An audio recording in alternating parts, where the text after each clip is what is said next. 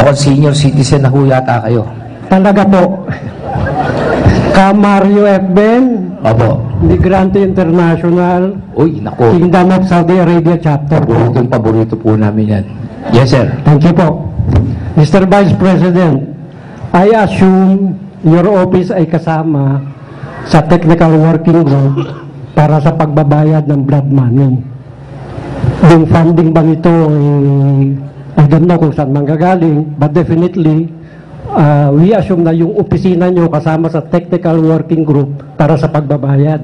Actually nga, naging issue ka pa nga ito sa PCSO, na yung blood money daw, na ibibigay sana naggiwang-giwang. But anyway, sir, ang tanong po ano na pong updates kung meron man? Salamat po. Kung malamang po kayo rin ho yung, hindi, iba ho yata nagtanong, isasama ko na hong yung sinagot ko sa kanya, sasabihin ko sa inyo Kasi paano na raw yung mga nahatulan ng kamatayan?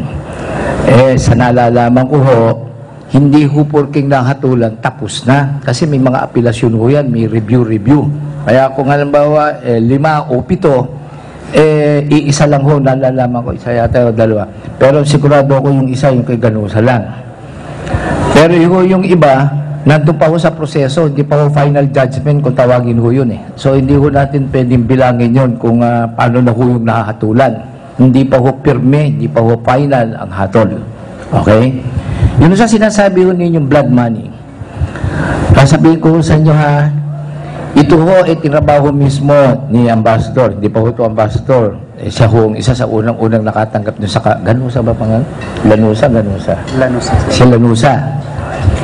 So, yung kay Lanusa, umayag after 10 years kasi para ho kayo magkausap sa blood money, kakausapin ho ninyo yung pamilya.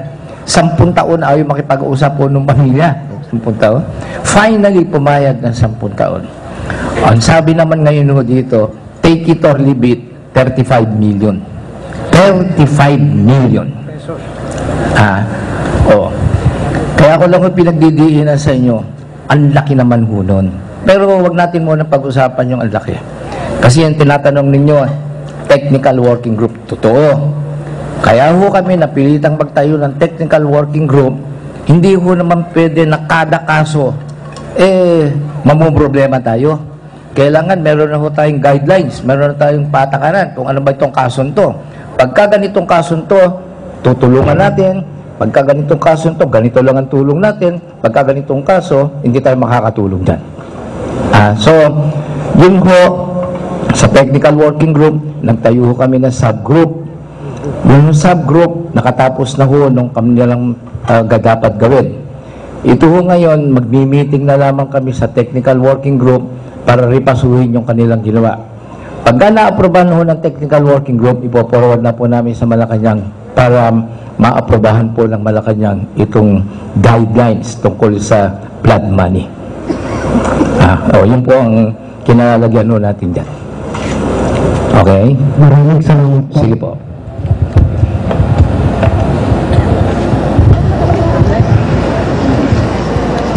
O nga pala ho, yung kay Lanusa, ang anak ko nun, minor pa. Isa pa ho yun sa dahilan kung bakit ito natatagalan ng usapan. Kasi pagka minor,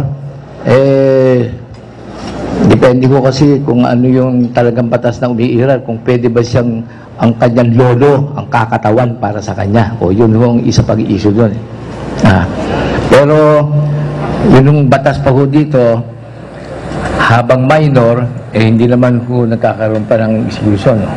Pero sa ibang lugar, pwede mag-execute kahit na minor. Sige po. Good evening, sir. Tsaka wag ko kayo mag-alala, napakasipag ko ni Mr. Lanusa. Ako siguro yata buwan-buwan tumatanggap po ako sa kanya ng message. Good evening again. Dr. Lourdes from Filipino Dentist in KSA. Opo, Dr. Although nagkausap na po tayo, yung iba pong aming hinaing or hiling ng grupo ng Pilipinong dentista ay parating ko na po sa inyo. Meron pa po ako isang katanungan. Ito po siguro ay hindi po lang sa mga Pilipinong dentista, para po to sa mga OFW pangkalahatan. Kasi po, meron po akong mga suliranin na natatanggap sa aming mga grupo, katulad po nung switching of sponsor. Pumunta po sila rito in the agency sa Pilipinas, ang sponsor po nila ay si sponsor A. Pagdating po dito sa Saudi, napunta po sila sa kay sponsor B without hindi po sila pinaalaman, hindi po pinasabi sa kanila. So, napunta po sila kay sponsor B, which is, I know, bawal po dito sa Saudi. Kasi ang batas po dito sa Saudi, hindi po pwedeng lumipat ng ibang sponsor hanggat hindi ka nakakatapos ng 2 taong kontrata.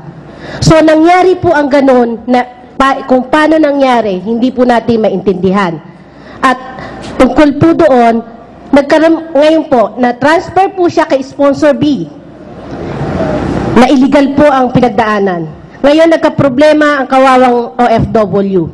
Pinatigil sa trabaho, hindi sinuwelduhan. 3 buwan, nandun lang siya, hindi sinuwelduhan.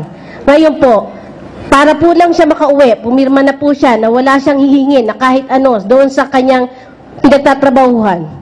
Uuwi po siya, wala po siyang pera. Ultimo po yung pinang-ayos ng ikama niya, idinagdak po doon sa salary na supposed to be ibigay sa kanya nung 1 buwan na pinagtrabahuhan niya.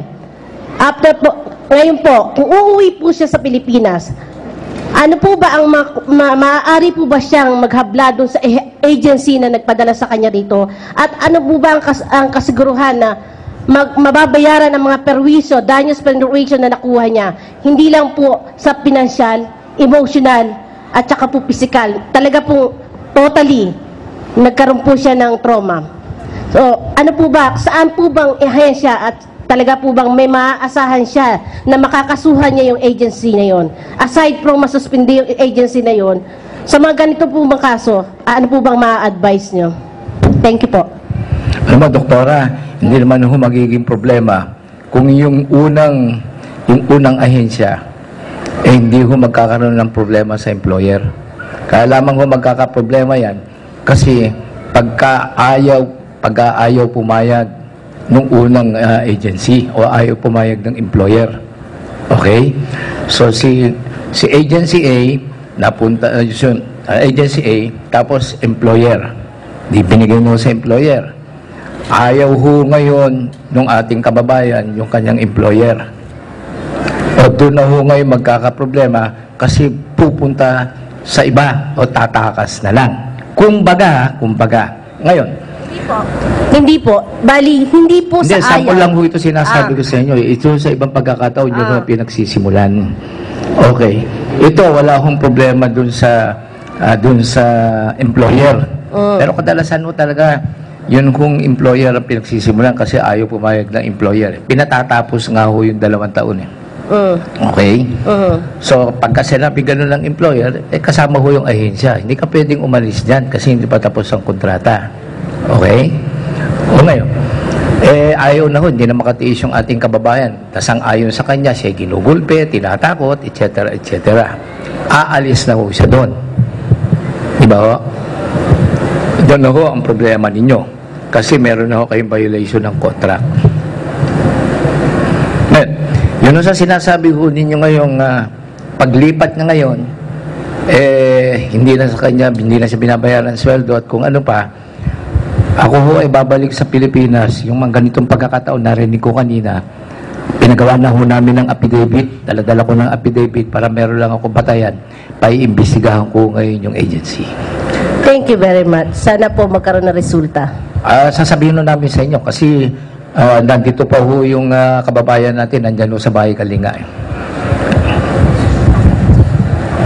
Yun ho ang problema. Kung papayagan ho ninyo akong manghula, yan ho ang problema ng mga kukuha ng agency nang hindi ho nakaregister dun sa atin sa gobyerno. Yun ho isang problema natin. Kasi katulad ng paliwanag ko dito kanina nung tayo kumakain rito, marami hong hindi nagdadaan sa gobyerno, nagdadaan ho sa iba-ibang mga grupo, tapos ang paalam sa atin ay magiging turista, na hindi naman turista, o kaya ay pupunta rito, bibisitahin ng kamag-anak, yung totoo naman doon ay maghahanap na ng trabaho. Doon ako tayo nagkakaproblema din.